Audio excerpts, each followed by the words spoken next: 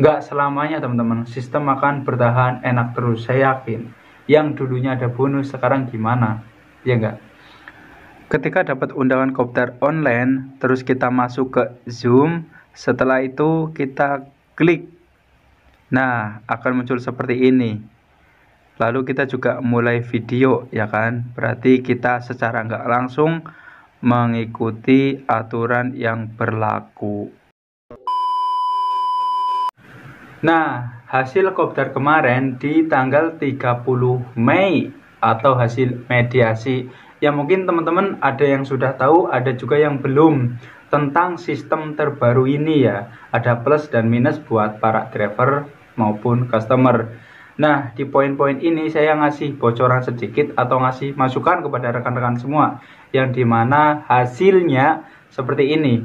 Mungkin teman-teman tanpa disadari bahwa kita ketika dapat undangan kopdar online, ya kan, terus kita klik mulai video, itu secara nggak langsung kita menyetujui ketika para host sedang usul atau minta masukan gitu. Itu secara nggak langsung kita itu menyetujui. Dan ini juga sebenarnya saya baru tahu, makanya saya baru post. Dan setelah saya tahu, sekarang saya itu jarang banget yang namanya ikut kopdar online. Paling dapat bocoran dari rekan saya yang masih standby ketika dapat undangan kopdar online. Nah, hasilnya adalah di poin pertama.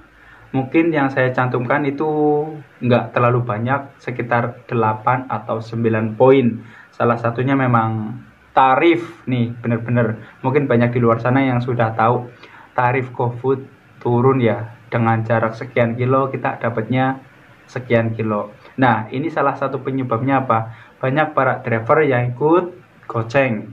Ketika sudah dikasih harga segitu, terus banyak yang minat atau banyak juga yang daftar, mau nggak mau reguler juga akan goyang. Nah, itu salah satunya. Saya sih nggak menyalahkan sistem atau nggak menyalahkan driver, cuman kita harus punya pemikiran.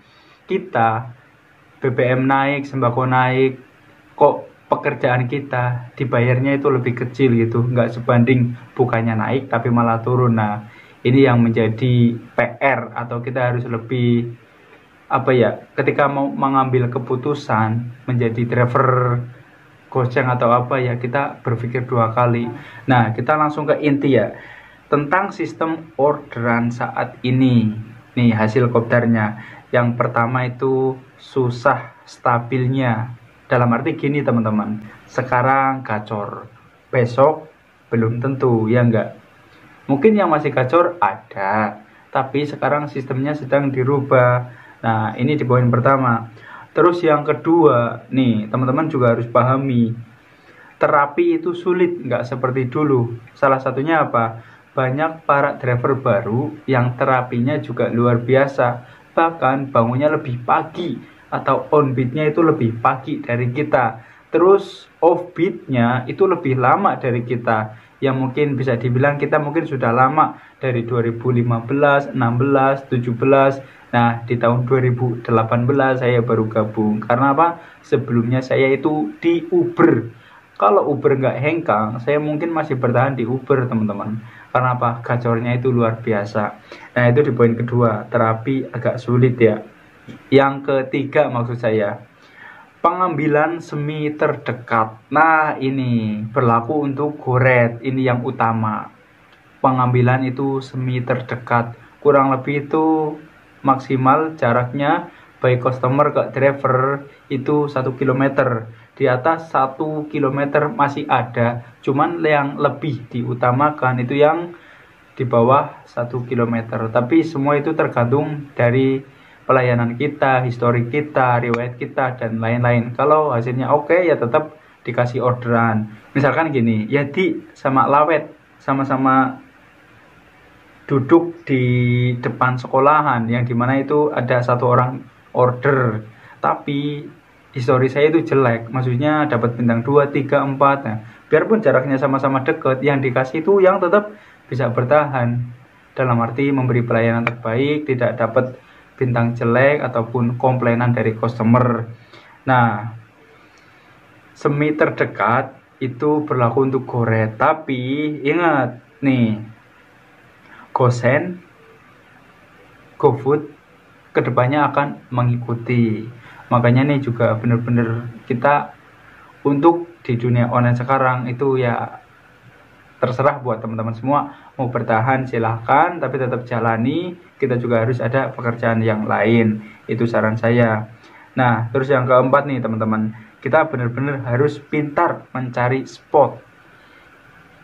Bongkaran sekolahan ya kita harus standby di sekolahan, bongkaran stasiun ya kita harus standby di stasiun. Nah ini di poin kelima, sistem pembagian order bergerak dinamis, dalam arti ada periode ngeblas ya kan, agak jauh misalkan, terus ada yang harus di spot yang super mepet. Kalau perlu kita nungguin customer di depan rumah. Karena sistem sekarang itu memang masih uji coba buat terdekat, tapi memang sudah berjalan di minggu kemarin teman-teman. Ini udah 1 minggu lebih nih saya akui. Nah ini di poin ke-6, driver harus paham periode ini. Dalam arti gini, ini saya lihat handphone karena memang sudah saya rangkum semuanya hasil kopdar kemarin, cuman juga saya cantumkan teman-teman ya, nggak kelihatan banget ya, agak, nah kalau kayak gini kelihatan ya. Nah intinya udah saya rangkum ya teman-teman. Nah ini ketika delay, buru-buru deketin salah satunya ketika jam sekolah, bener-bener kita harus standby di dekat gerbang sekolah, tapi jangan di depannya banget, agak geser gitu, takutnya kita disemprit atau diusir sama security. Ya enggak. Nah kalau misalkan ada stasiun bongkaran ya kita standby di situ. Ketika mall-mall ramai ya kita boleh standby di situ, karena memang nggak seperti dulu lagi, prioritas masih ada, cuman kemungkinannya udah kecil. Nah nih yang poin ke-7, kita harus siap bener-bener bekal, entah itu minuman, cemilan, makanan, bensin, pengeluarannya juga akan lebih banyak. Karena apa? Sejauh ini kita mungkin melipir cari spot-spot ramai, biarpun nggak dikasih nanti tetap dikasih, karena kita ada pergerakan buat mencari orderan. Beda dengan kita yang mungkin ngejedok di satu tempat, itu dari server ngebacanya kita itu driver males, nggak mau gerak, nggak mau mencari orderan. Ini di sistem sekarang berlaku banget teman-teman, sudah saya jalani, sudah saya akui, dan sudah saya buktikan. Ketika saya nongkrong standby di rumah saja itu dapat orderan, tapi jedanya lama banget. Beda cerita ketika saya melipir jalan pelan, nahan gitu, pasti ada harapan buat dapat orderan. Nah sekarang di poin terakhir, kita benar-benar banyak berdoa ya, mintalah agar diberi rezeki, dan benar-benar kita harus diberi kesabaran. Kalau udah nggak kuat, tombol hapus akun itu ada berlaku di akun Gojek sistem sekarang. Makanya nih buat teman-teman semua yang masih benar-benar bertahan di dunia online, pertahankan, tapi ingat jangan jadikan utama. Terserah teman-teman masih pendapatnya stabil 300, 400, 500, silakan tiap hari dapat segitu. Tapi ingat pengeluaran juga banyak. Mungkin ada tambahan dari teman-teman semua, boleh tulis di kolom komentar. Sekian, terima kasih, salam satu aspal dan tetap semangat.